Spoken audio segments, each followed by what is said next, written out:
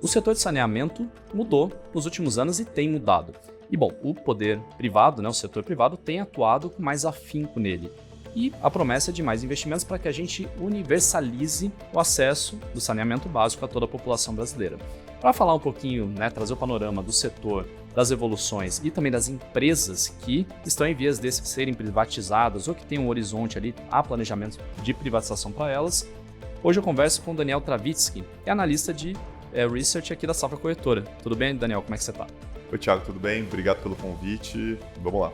Beleza. Bom, obrigado por ter aceitado aqui nosso convite aqui para o Papo Especialista para a gente falar dessa atuação maior aí da iniciativa privada dentro desse setor que a gente precisa ter metas, o governo brasileiro tem metas a serem cumpridas aí para universalizar o setor de saneamento no país. Esse novo marco regulatório, ele é baseado ele é, aliás, regulamentado pela Lei 14.026 de 2020, e muda aquela lei lá de 2000, onde tratava do setor como um todo. Como que você avalia o marco e as alterações que ocorreram até aqui no setor de saneamento, de forma macro? Primeiro ponto, para a gente tratar de saneamento e falar desse marco legal, é um marco que foi muito importante, não só para o setor de saneamento em si, mas para o país como um todo. Hoje, você tem que lembrar que praticamente metade dos brasileiros não tem acesso a tratamento de esgoto nas suas residências. Tá? Então, esse marco legal, ele tenta dinamizar os investimentos que vão ser feitos no setor de saneamento ao longo dos próximos anos. Tá? Então, tem alguns pontos importantes aqui. Tá? O primeiro ponto importante é que o marco legal ele define uma data limite para que o setor de saneamento ele tenha serviços universalizados. O que é isso? Praticamente 100%, 99% das residências tenham acesso à água, tá? E 95% das casas tenham acesso a esgoto tratado nas suas residências. Tá?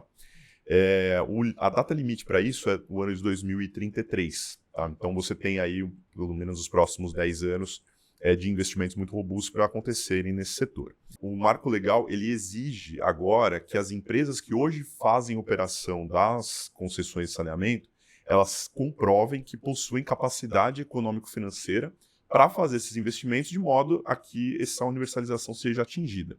Tá? Então esse é um primeiro ponto do marco legal. Tá? O segundo ponto do marco legal é a questão de padronização e regularização de contratos. Tá? Então, hoje, o marco ele não permite mais que existam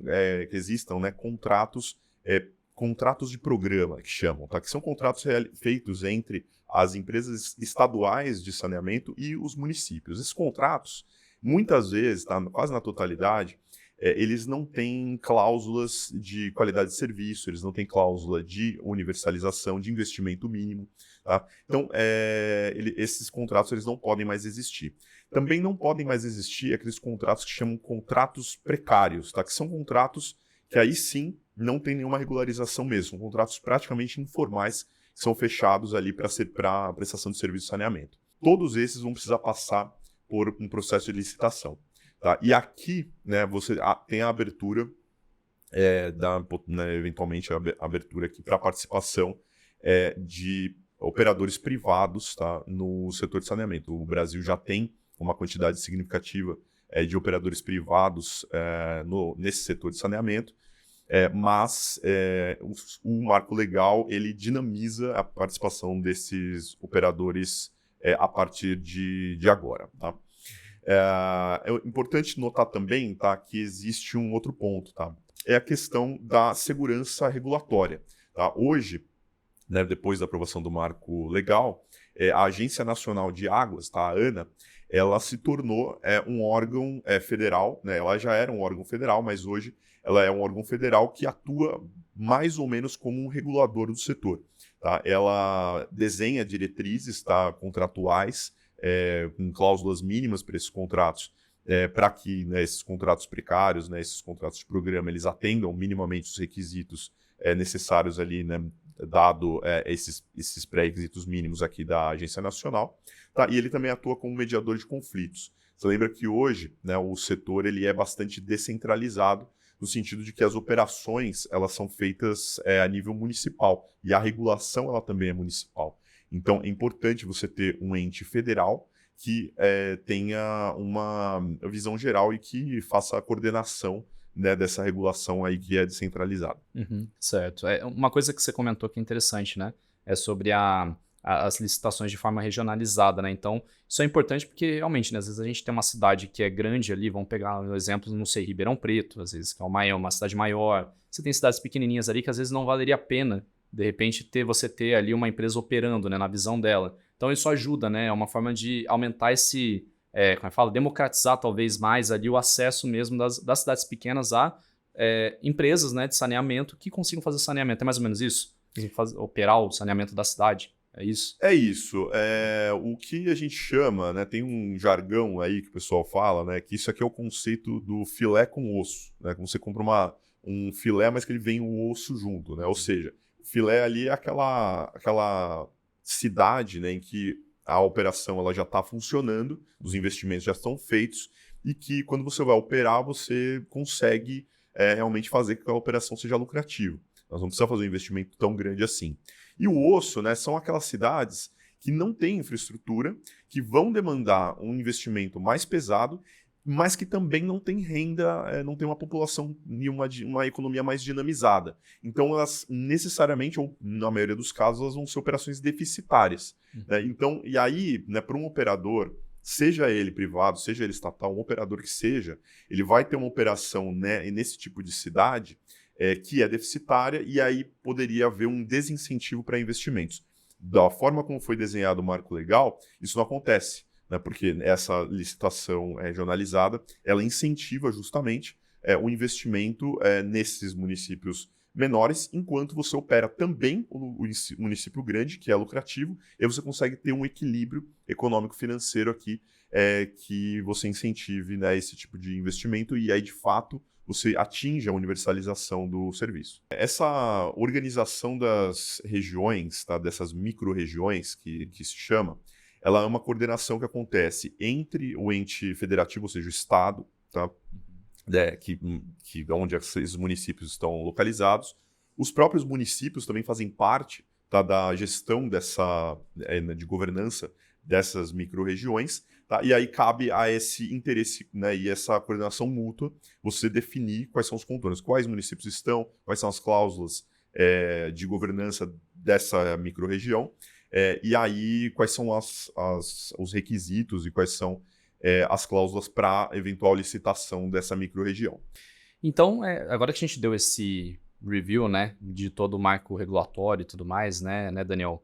Eu queria passar, né, por uns detalhes de um relatório que a gente publicou recentemente, né, que a Safra Corretora publicou recentemente e que inclusive está na descrição aqui do nosso programa, tá? Então, você que quiser ver na íntegra esse relatório, é só checar lá que está aqui na nossa descrição aqui do programa.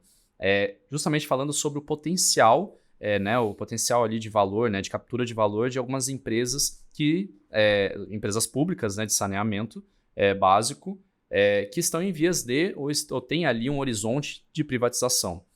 Então, com relação às companhias que constam no nosso relatório, né, a gente tem aqui para mostrar na tela, inclusive, quais são elas. Né? Então, elencando rapidamente aqui a Sabesp, a Copasa e Sanepar.